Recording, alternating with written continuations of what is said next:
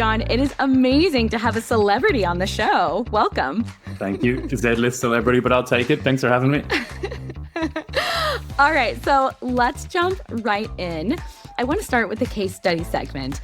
So this is one of my favorite parts of the show because it's where we get to dive really deep into how you as a product marketer took a super tough situation and turned it around. So today we're going to share this incredible story about a framework that you've used to sell your vision and ultimately grow product adoption. And I know you're currently at Postman, and I definitely want to talk about that and dig into that. But first, you applied this framework to Jira. And so that's really where I think this was born. And that's where I want to start for this case study. And then later, I want to dig into and compare how you applied that same framework more recently at Postman. Sound good? Sounds like a plan. Okay, so set the stage for us. What is Jira for any folks who may not know, and what was happening with Jira Product Discovery when you first stepped in as lead PMM? Yeah, absolutely. So Jira, I think most people know Jira, but what many people don't know is there's 3 different Jiras now anyway. So there's one in the ITSM space, then there's Big Jira, which is what everybody sort of thinks of, project management tool that was initially for developers. And then there was a third one, Jira Product Discovery, which didn't exist at the time. That's the product that I was asked to come in and help lead and take it from what was in closed beta, I think, at the time, all the way through to GA. So I'll give you a little bit of context about it. At the time, and I think still Atlassian has like an accelerator where they would launch new products or try to build new products and launch them. Not all were successful. In fact, very few, as you'd expect from an accelerator. And at the time when I came across, the product was still in beta. Expectations were pretty high. The product had been really beautifully built. There was a product team all based in Europe, across France and Ukraine and Holland. And it had been really, really beautifully built. But the product vision didn't really have a GTM vision to match it. And that was kind of the challenge that was facing us.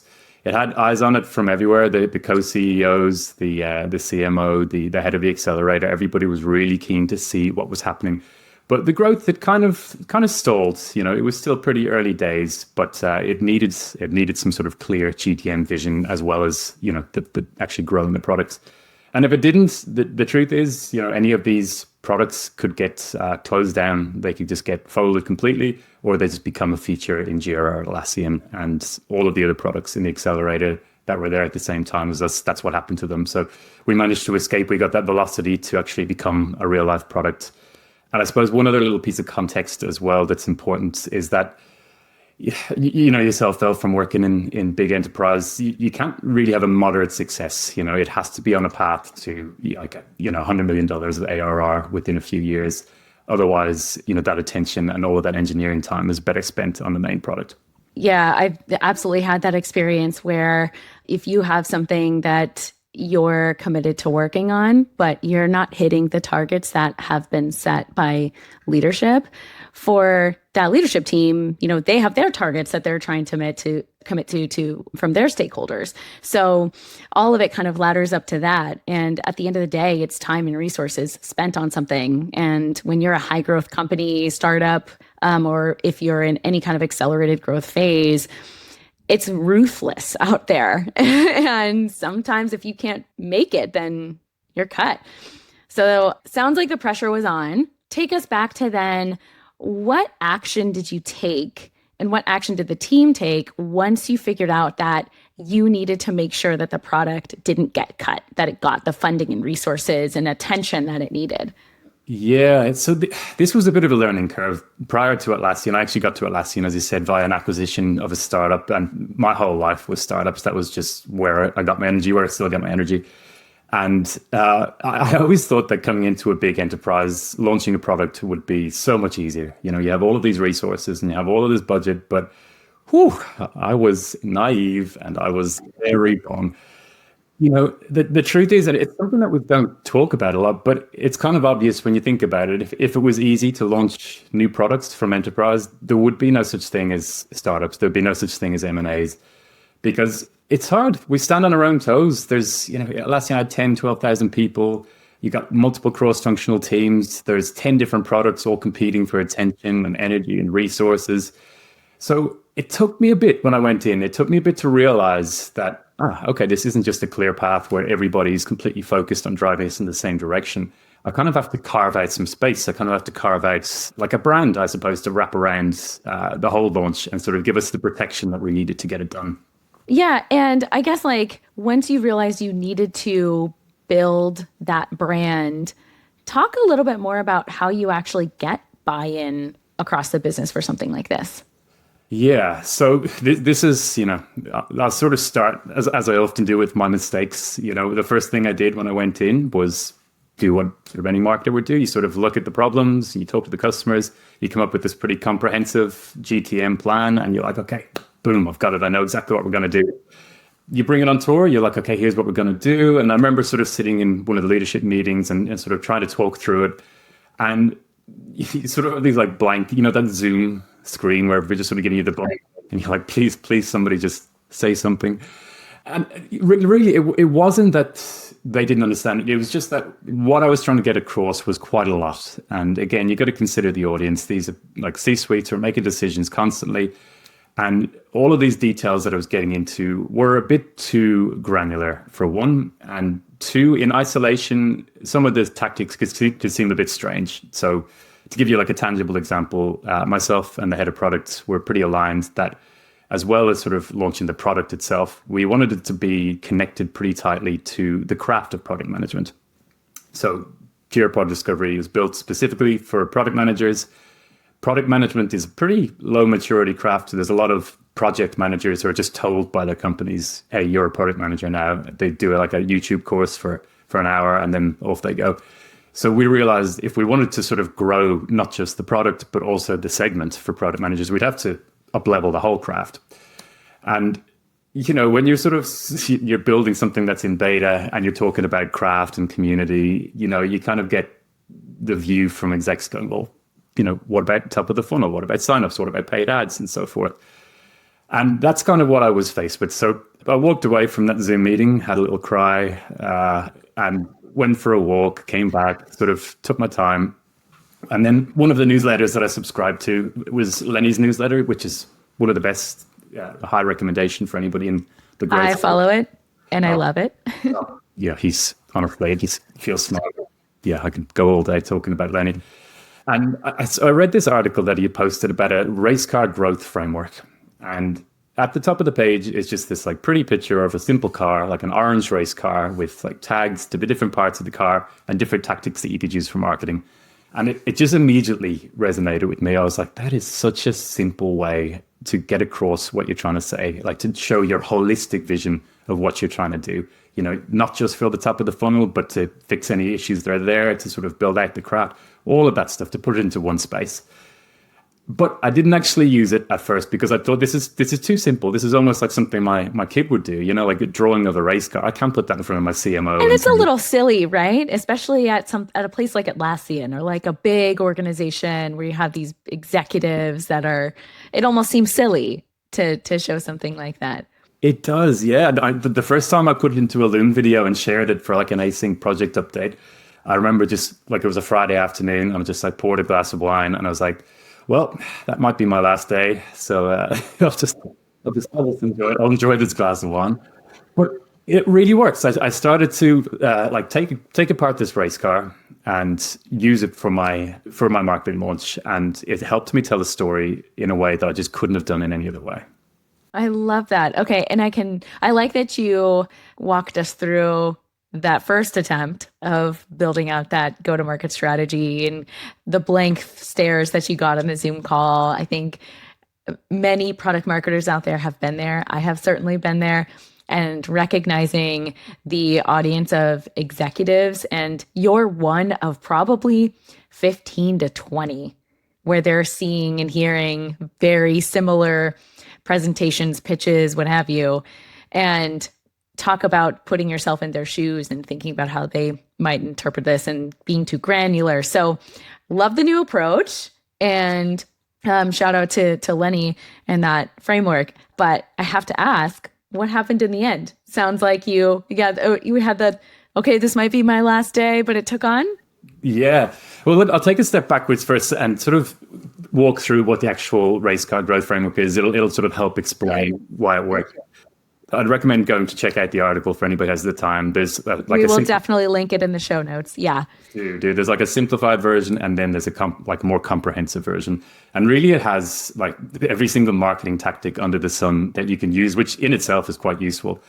But you can pick and choose what you need. So for me, what I was using was 4 different aspects of this framework, metaphor, brand, whatever you want to call it. First one was growth engine. All right. And the growth engine is, how do you get reliable, consistent, renewable source of signups? Something that you don't have to recreate the wheel every time, something that you know that you'll always have a steady flow of signups.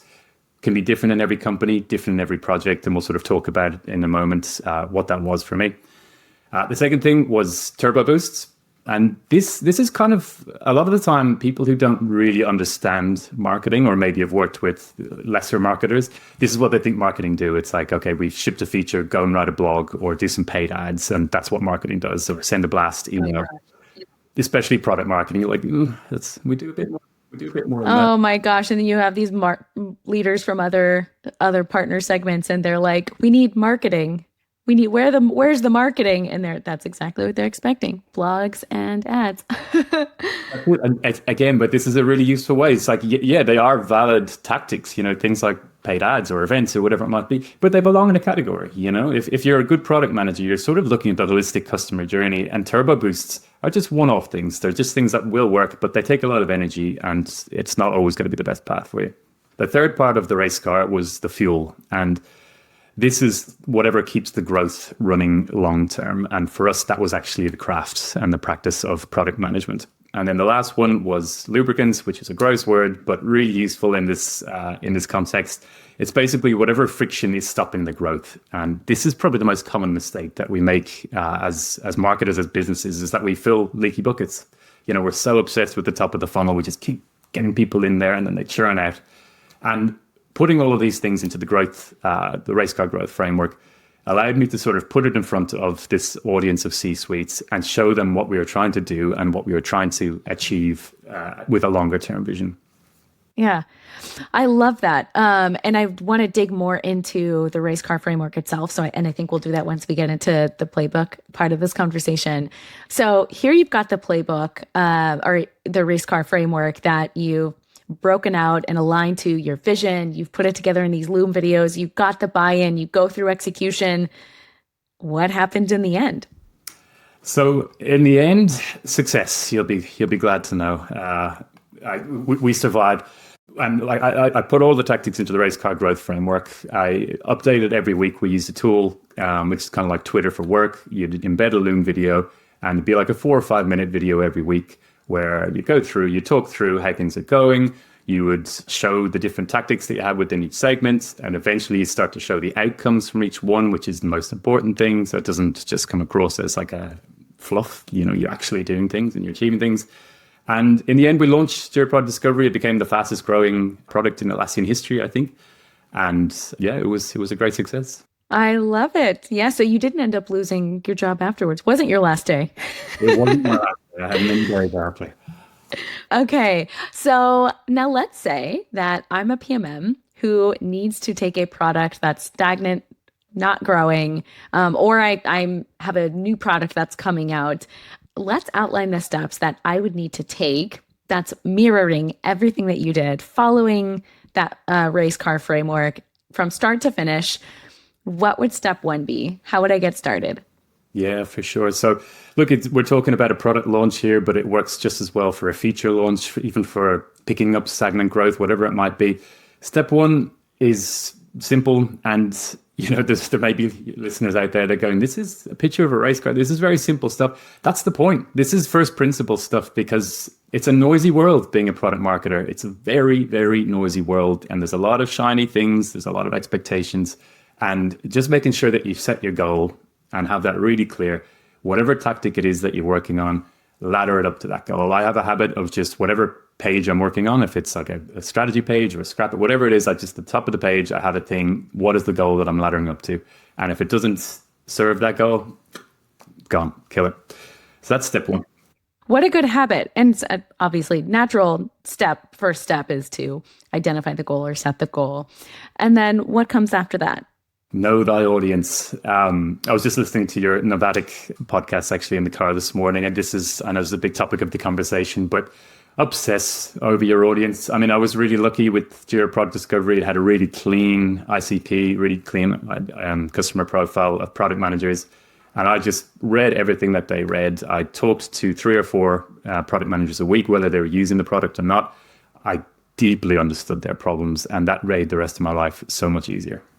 Yeah. So we talk a lot about as product marketers wearing the customer's shoes and really empathizing with them. And I think it can be really easy for product marketers, especially product marketers who've been in an industry for a long time, to kind of rely on their gut instead of doing the homework, doing the effort, putting in the effort to talk to customers, interview customers. Okay. So once you align on customers, what's the next step? How do you kind of go into the next phase? Yeah, this is maybe the most important phase. Experiments is step 3. So you can put what you want into your marketing tactics, and then you put it into your race car growth framework. You tell the story. That's awesome. But to actually make it scientific, to make it actually work, you got to get into your sort of scientist mode. Let me give you sort of a pragmatic example from Jira Product Discovery. When we were looking for our growth engine, so what would be our renewable source of signups, I started doing a bunch of tests, and I was like, okay, could it be SEO? I was like, I don't think we have the patience. There's not many startups that can sort of win in the SEO game. Could it be sales? No, it's too cheap. What we realized was we knew that there was product managers already within Jira. They were working in there. We knew that they had issues in there and that they were trying to do a lot of their product management work in a tool that wasn't built for it or in spreadsheets. And we knew that we could cross-sell them from Big Jira, as it was called, into this new product that was specially built for them.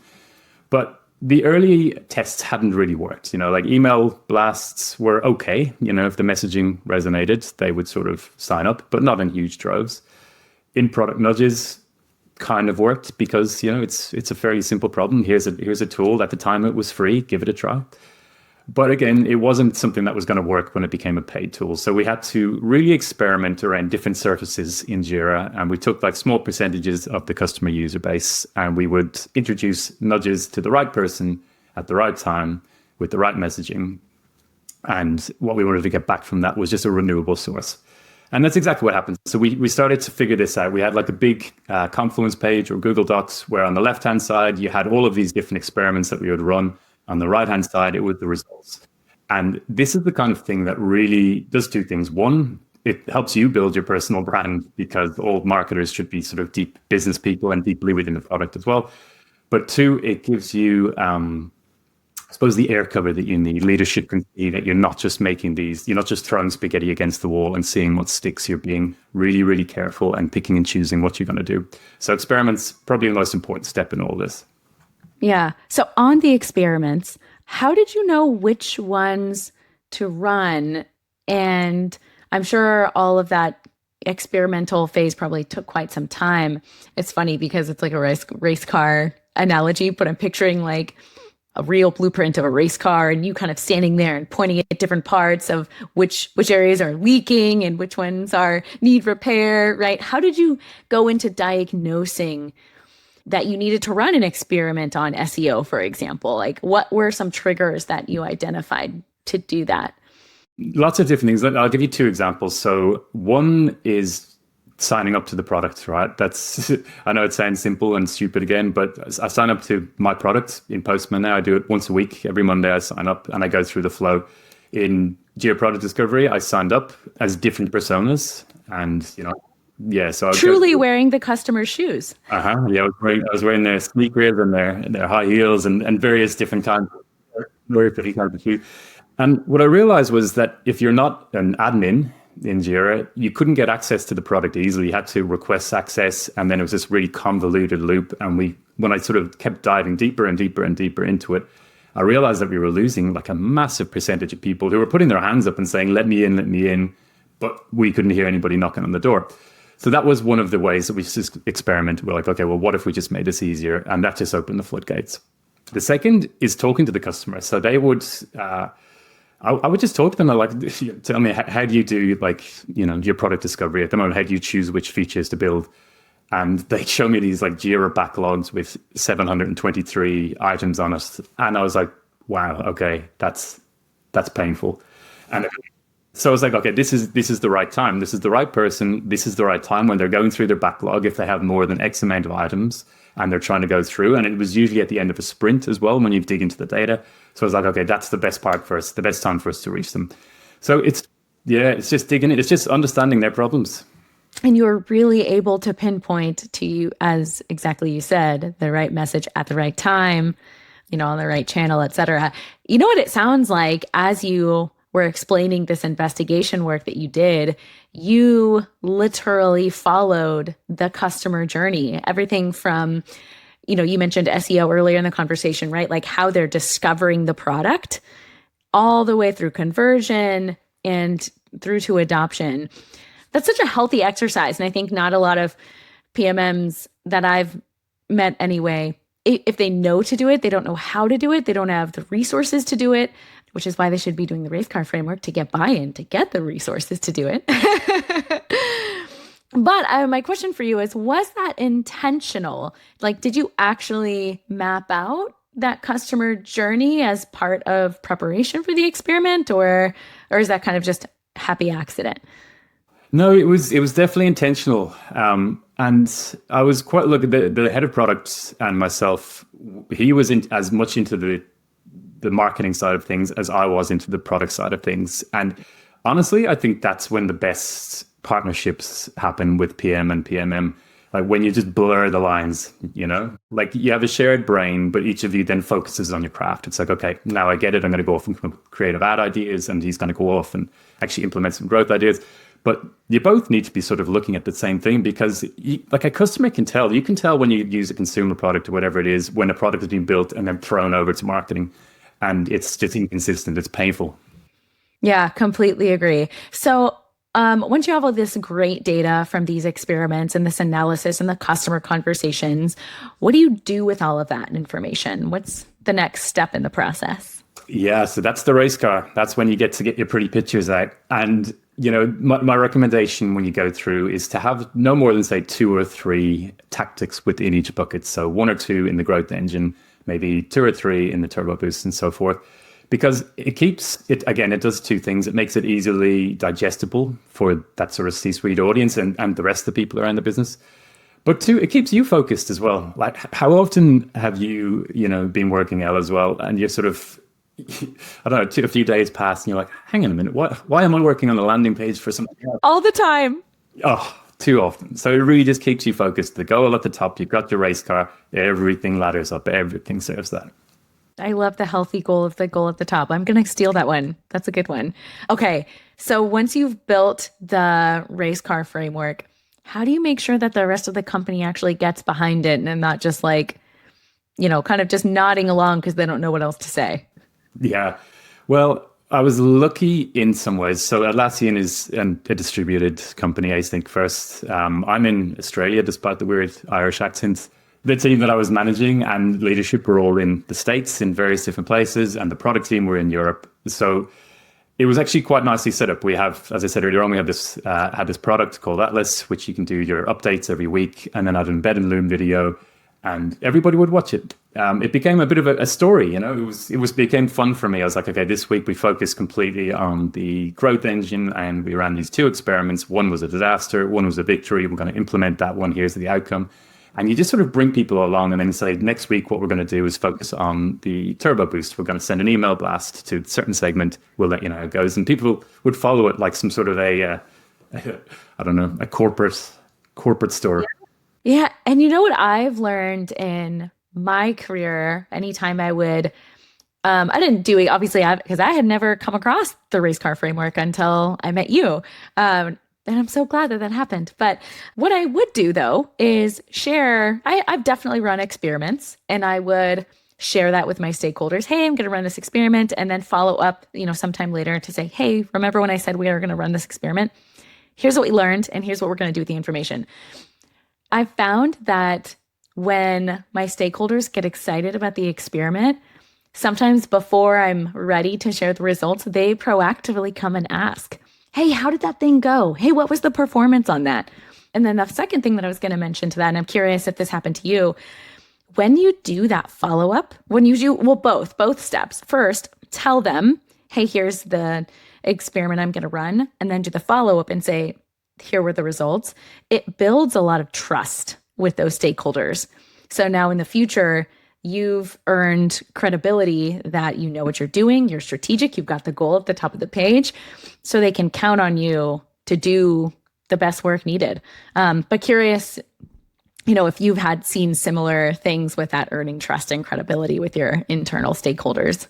Yeah, I think you hit the nail on the head there. And, again, listening to your episode with Hattie, the PMM, and sort of selling yourself internally, that's kind of what happened. I became known as the race car guy, which is better than sort of big bushy eyebrow guy or whatever.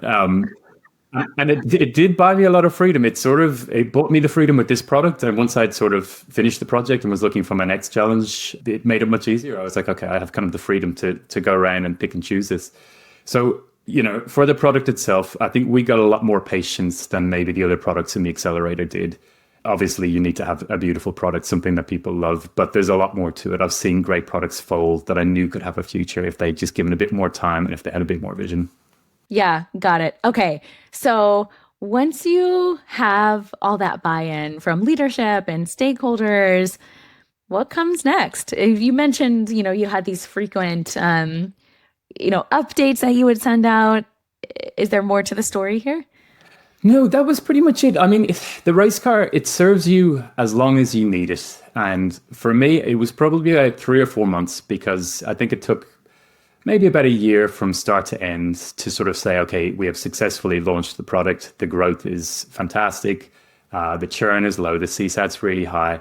So we used it as a vehicle, pun intended. Oh God, I did delete that one. I'm not keeping it. Come on, my kids will kill me. And, we served it for as long as it needed to do. But once it was done, that was it. There wasn't much more needed. Leadership, they trust you. They trusted where we were going. They knew that we had a great product. They knew that we had great distribution. They knew that we had an aligned vision. And they left us alone. They left us to execute on it. And anytime that we needed help, whether it was sort of budget or people and resources, we were much more likely to get it. We grew the team pretty quickly. That's great. And I have a question about the videos that you would send out, the weekly videos. I think you said they were weekly anyway. However often you would send them out. And this may be unique to the situation that you were in, but how did you structure those updates? And did you have any call to action for the stakeholders who received the updates? And I'm asking because I have been in situations where I'm updating stakeholders. I'm sure lots of PMMs have felt this in various organizations. I send an email or an update. I have never sent a video, so maybe that's something I could try. But I've sent a written update, and usually I'll get a response. Sometimes I get crickets, like no response. Leaders will usually respond, senior leaders. But if I'm trying to speak to maybe like a middle manager, director level person, sometimes they don't respond. So what would you do if they didn't respond? Sorry, that was a lot of questions, but let me know what you think and what your thoughts are. No, to be honest, in some ways, no response was a good thing. You'd get in the Loom videos, you'd get like a thumbs up or like a quick comment from. Okay, great. Yeah, that's smiley face. I was pretty informal with all my videos. I would crack the same terrible jokes that I'm doing now. I rarely had a CTA. If we needed something, we would just directly ask. But what I would do, like any brand, it's a bit of repetition involved. So, for example, I might say, "Hey, this week we're working on this part of the turbo boost or whatever. We can't work on this one because we only have a team." It was just me and one other guy on the team at that time. So I was like, if we had more people, then we could do more. And it was a nice way to just sort of keep on showing that momentum. The product is growing, but hey, we need some more people to support us as well. So I kind of use it as a way to sort of build, a bit of noise around how we need more support, more budget. And if we ever had an ask, we would just ask directly. Yeah. Okay. And one more super tactical follow-up question. When you were doing maybe the beginning of the video, this is what I'm imagining. You're saying, okay, today we're working on, going to tell you about the turbo boost, da, da, da, da. Do you have to re-educate on what that means? Or Was everyone, so plugged in that they know exactly what it means when you say turbo boost because they've been following along for, however many weeks? That's a great question. Yeah. So I did it so long in Atlassian after a while, and it was, the same sort of audience of 40 leaders mostly or peers that I didn't need to. But generally, it is a good tip to do. But what after the first few times of sharing it, I remember the CMO sort of commenting on it to the head of Accelerator saying, I think we should codify this. This is something that we should do for all product launching. I love that. Yeah, well done. Yeah, it was nice. It's always reassuring on those Friday afternoons when you get the comments. And that's quite, it's quite nice. They're saying you can never predict what the growth of a product is going to be, but you can certainly put tactics into your growth engine and then have a good knowledge, like this base of all of these experiments that we've run in the growth engine. It's just a really nice way to sort of build something that can be done again. Yeah, right. Yeah. Okay, so once you get the race car in motion, just to go with I'm just piling on the puns. When are you considered done? At what point do you look back and say, all right, our work here is finished? Yeah, look, technically the launch, we got to GA, the growth even before then, before we'd even put pricing and packaging in was fantastic. It got better again. But it reminds me that this is something I learned years ago. It's like a Napoleon quote of all people where he says, I can't remember what it is, but something like the most dangerous moment comes at victory. And it's so true.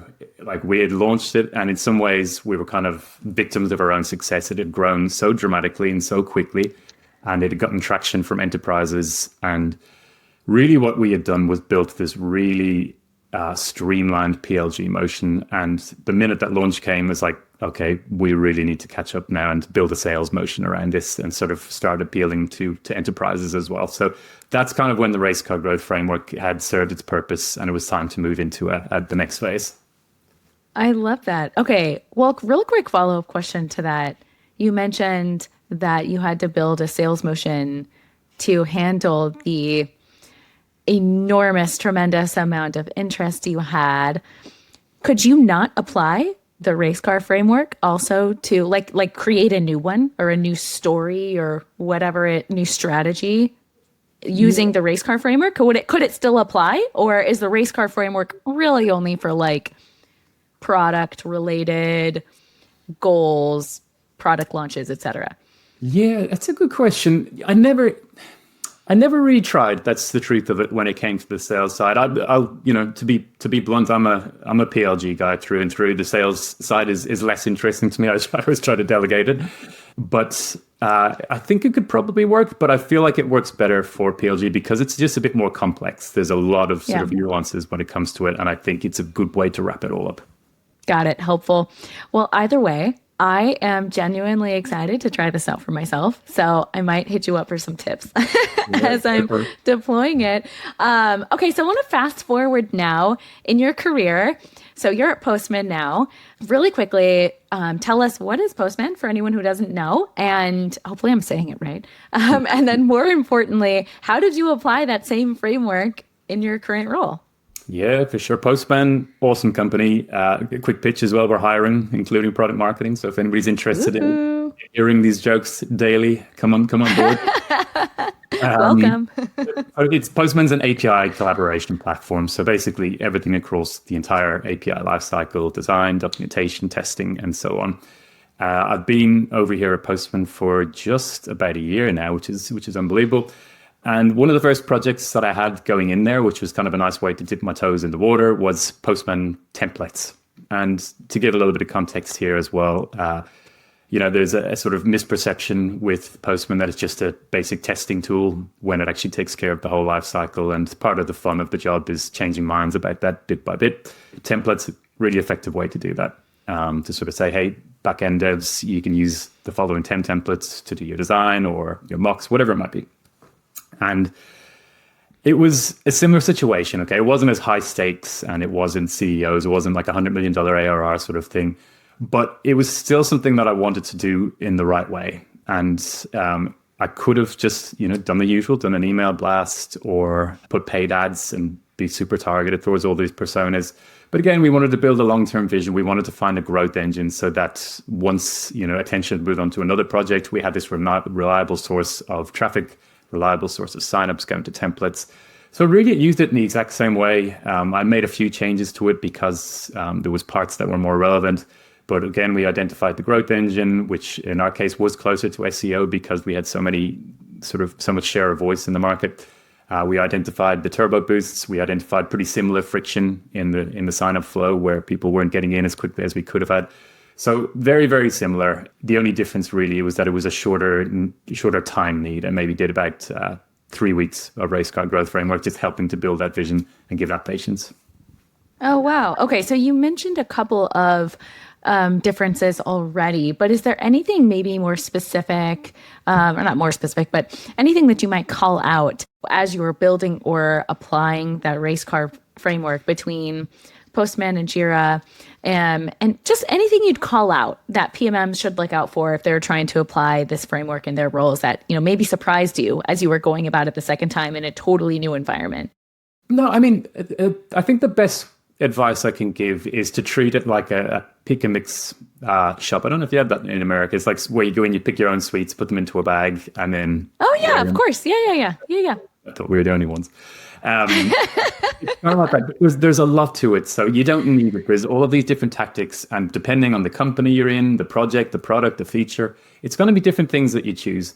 So the first thing is just make sure you sort of, don't do everything. Keep it small. And the second thing is have a bit of fun with it. It's for whatever reason, when we get into the B2B world in particular, things, you start getting very like sitting upright and getting very formal, and you get a bit afraid to use things like metaphors and frameworks and storytelling. But honestly, in the era that we're entering, the great AI era, these soft skills are more important than ever. And that ability to bring people along for the ride, that's something that's only going to need to be improved over the years.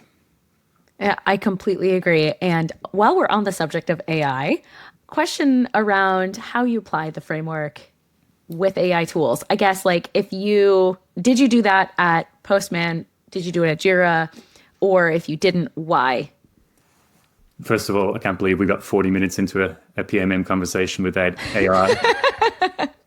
Proof that it's not the focus of every single conversation. Look, to be honest, I'm going to be a bit contrarian with this one because if I could go back in time and AI wasn't really, in fact, I don't think ChatGPT had even been launched at that point, I wouldn't have used anything. And it's for two reasons. I think one, and I've caught myself doing this recently, being a bit too dependent and not doing enough thinking. And I've seen some stats recently that's proving this out. People have stopped thinking; they're just leaning way too heavily on AI. And it's like the equivalent of going to the gym and watching people work out while you just drink. Ew! Yeah. Oh my! I love that analogy, but also so hate it. It's creepy. Yeah, that's my guess. Which is AI. AI is creepy. AI is creepy. It is, and you need to do the reps. You need to go in, and I needed to just use those few brain calories that I have to really think through the problem and work through the problem. AI can't talk to customers for you. It can take notes for you, but it misses the nuances. It misses the look in their eyes. It can't go through and sign up for the product for you and do all of this stuff for you. It can't tell a story. It can't make jokes. It can't connect you to the other humans around the business. So I think AI for me comes in a little later in the game. It can augment what you've built. It can augment the foundational stuff, but get the first principles right first, then bring AI, and don't let it do too much for you too early. Yeah. Another helpful reminder that it's okay to not use AI when everyone else is telling you to use AI. Yeah. Okay. So last question for you. And you kind of addressed a little bit of this already when I asked you the question about applying the framework in a new environment. But if you had one piece of advice to give a product marketer who is, trying to up-level their product growth, what would it be? Stop sprinting for a minute and really take the time to know the product better than anybody else in the business. Learn it, do the courses, talk to solution engineers, talk to anybody you can. Know it so deeply that you're just unstoppable. Couple that with knowing your customer and talking to them on a regular basis. And the rest is just fun. The rest is just like, it's incredible. It's like a silver bullet. The customers tell you exactly what to say. Their messaging is almost exactly what you can put on landing pages and webinars and everything else. Right. So that's probably what I say. Know the product and know the customer better than anybody. You'll be unstoppable. Isn't our job as product marketers so fun? We get to just talk to people and then basically tell their stories as part of our job. It's amazing. Yeah. All right. Well, thank you so much for sharing that deep case study with us and the race car framework. So excited to try it out myself. I want to switch gears a little bit and jump into the second segment of our show. This is the messaging critique. And this is where we as product marketing experts get to analyze real world messaging. And the fun part is, John is my guest. You get to pick the company that we critique. Before we get started, just some quick ground rules for you and anyone who's new to this segment of the show. So you're going to reveal the company we're going to critique, and then we're going to talk about three things. First, what you're loving about the product or the messaging itself, and what's working really well. And then second, something you wish the PMM would have done differently or considered differently in creating the messaging.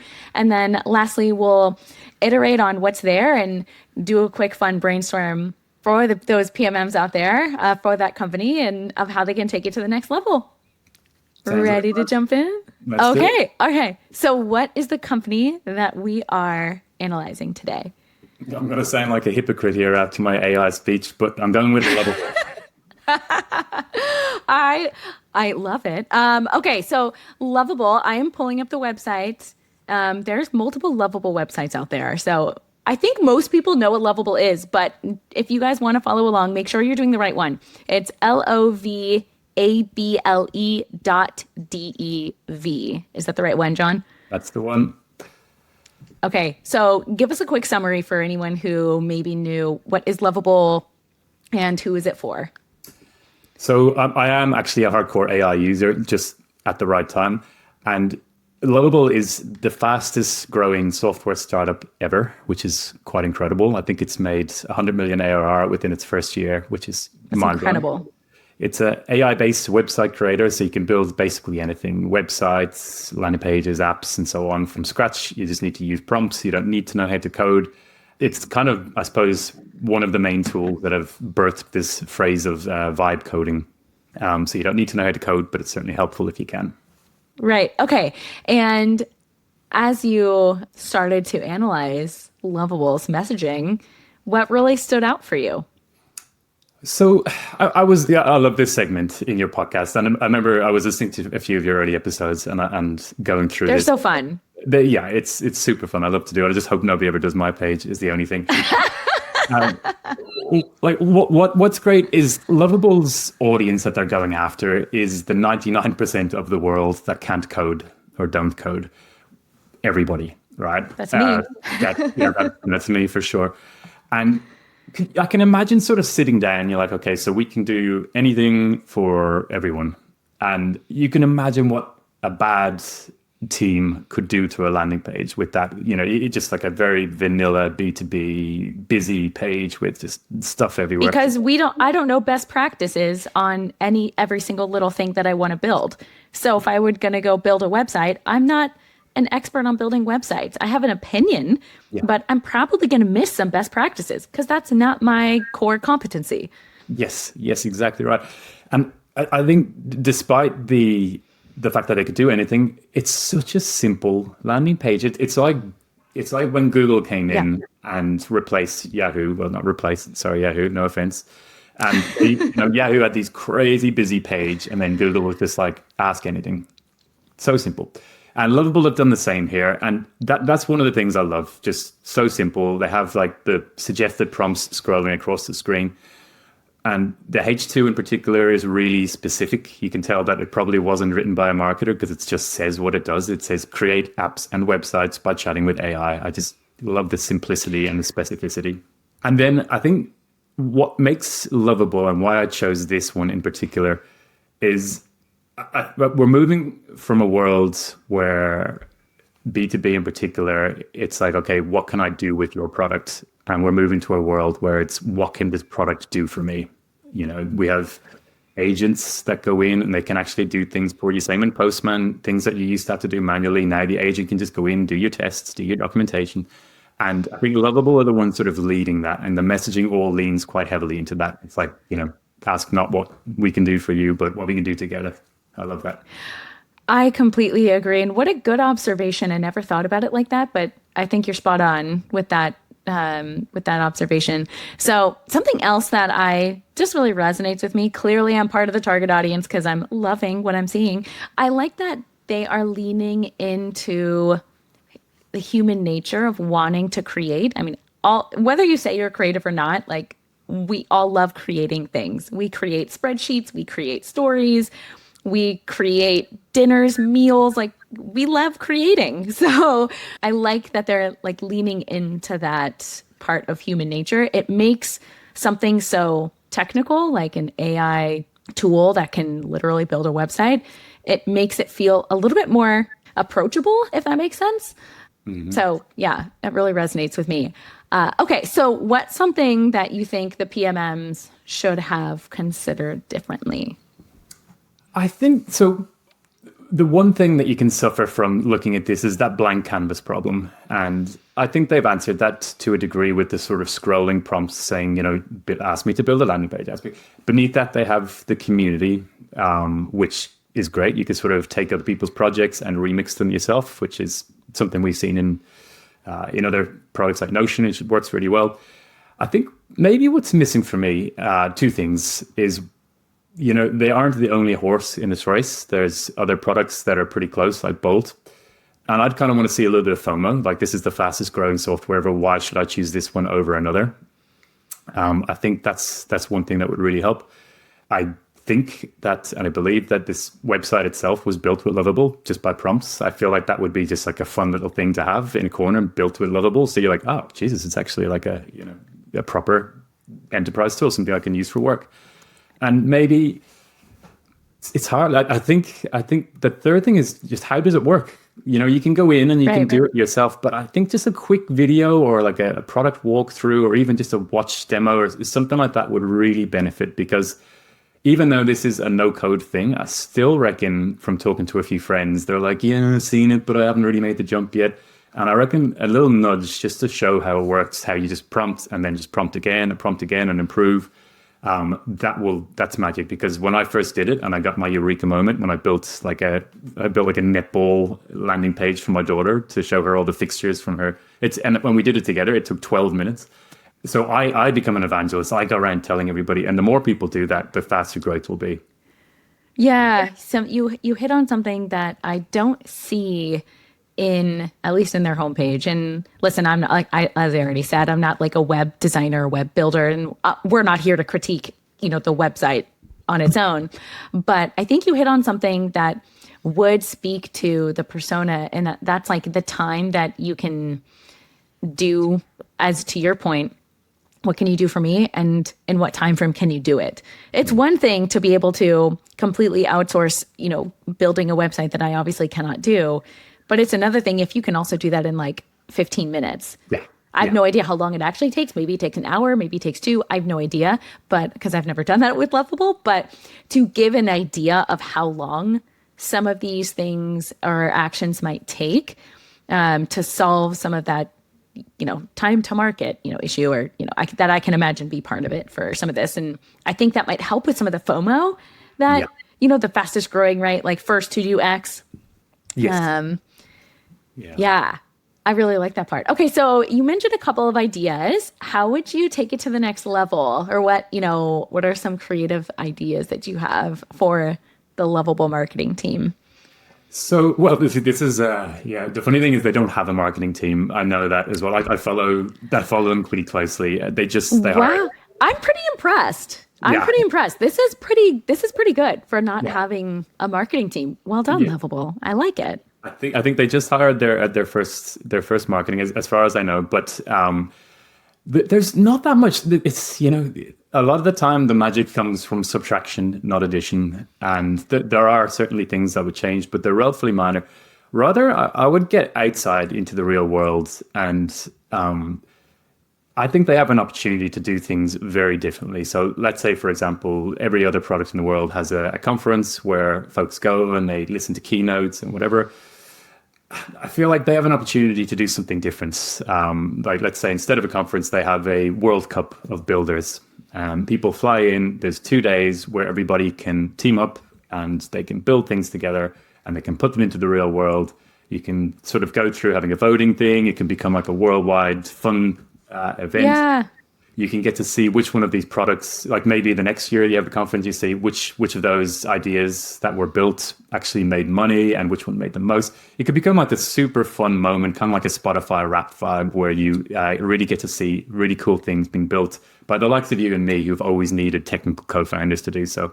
So I think there's a real chance for them just to have a marketing moment every year. Yeah, leaning into the community that they're starting to build. Yeah, big time.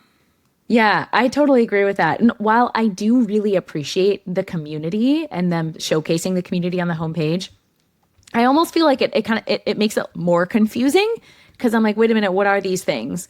So it maybe just reorienting some things to make that storytelling a little bit easier. And I love that idea of trying something different and going bold, and that really aligns to the moment that we're in this AI world that we're living in.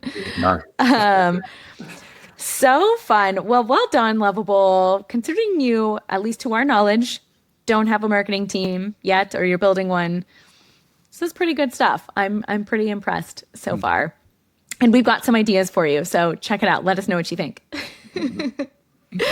Okay, so John, one thing that I always like to make space for on the podcast is a moment of gratitude, because of course in product marketing, none of us get here alone. We're always copying each other and building on each other and iterating along the way. So before we wrap up, I just want to say a heartfelt thank you so much. I know there's so much time that goes into preparing these episodes, and you have a busy life, and I really appreciate you taking the time to do that. And the product marketing community is very grateful. So thank you. I appreciate all of that. And now I want to turn it over to you. Would love to hear some shout outs for some PMMs who have helped shape you and, the role that you've had and been able to be in today. Yeah, the ones you can blame for shaping me. Well, first of all, I'll just spin it back to you. I want to say thank you to you for having me on. It's been fun, but you're also doing a great service. I feel like we don't have enough sort of a good podcast, good newsletters in product marketing. We do for almost every other craft, and I feel like we could do with a lot more of it. So thank you. Yeah. And there's 3 other people that I'd love to thank while I have the chance. One is my old boss in Atlassian, Claire Drummond. I remember sort of starting, and I was, scrappy startup guy. And I remember just the first meeting, just shouting ideas at her. I was like, what if we do this? What if we do this? And instead of her just freaking out and, saying, okay, chill out, dude, she sort of managed to professionalize me and make me work in an enterprise place. And I sort of have a lot to thank for her. Second is my current boss, Justine, who's the head of marketing in Postman. She's, I think, former CMO, used to refer to her as someone who leads with an iron fist and a velvet glove. And I feel like that's a perfect description of her. So if you are thinking about applying for a Postman role, you'd be working under her. She's fantastic. And the third is actually one of my colleagues at the moment, Eliza. She runs a company called Launch APAC over here. So American companies that want to launch in APAC without actually building out a team. She takes care of everything from events and so on. And she's kind of like my work buddy here, and she keeps me sane, she keeps me smiling, and I just want to give a big thanks to her as well. I love that. There's really not nothing, but there's not much to that compares to having really amazing partners and mentors and leaders that you get to work with. It really does make all the difference in terms of the quality and motivation. So, so glad that you have that. A happy PMM is a good PMM. That's right. And my last question for you, I promise. Where is it best for our audience to get access to your expertise? Is it best for everyone to find you on LinkedIn? Yes, LinkedIn is probably the best place to go. So have a look for me there. Awesome. Well, thank you so much again, John. This was really fun. And thank you, PMM listeners, for coming on this adventure with us today. I hope this episode leaves you with inspiration to take on the next step in your own journey.